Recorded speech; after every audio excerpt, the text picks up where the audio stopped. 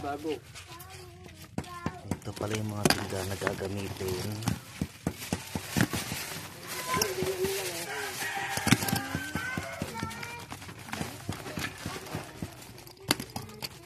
Inilulusot, pinapasok sa nylon.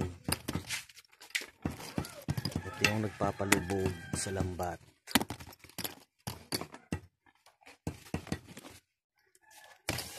Ito naman ang tawag dito, pataw. Ito naman ang nagpapalutang para pag nailatag na ang lambat sa dagat, maganda ang maging tayo niya. Ayan.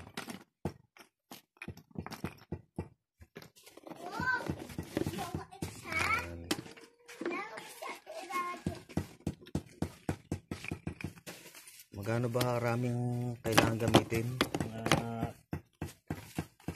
198 kung minsan ng piraso yun. Ganong karami. Depende rin sa mata ng lambat na patayin. At saka depende rin yung sa ano, sa ano ng lambat, sa haba at saka sa mata. Pag malalaking mata, konti lang yung nagagamit na pataw. Ganito yung ginagawa, oh. Ang tingga ilulusot sa nylon. Yan.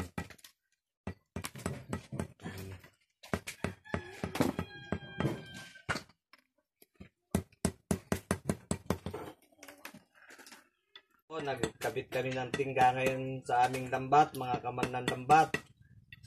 Yung tuwid namin yung ibang tingga kasi baliko po dahil pag minsan sumasabit sa bato, yan ang nangyayari. Tignan niyo po kung paano namin pinapasok para matutunan niyo po kung paano mag-assemble ng tayo ng lambat.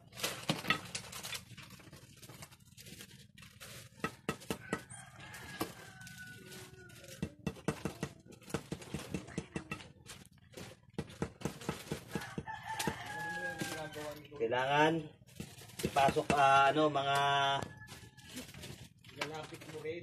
190 piraso ang may pasok sa nylon.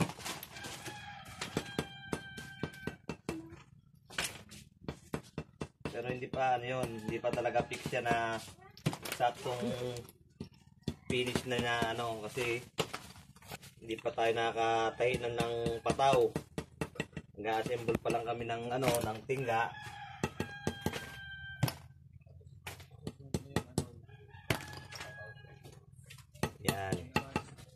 Sa susunod na aming ipapakita sa inyo sa next video ay kung paano kami pasok naman ng pataw sa nylon. Yan po mga kalambat. Abangan nyo po ang mga video namin kung paano manahi ng lambat.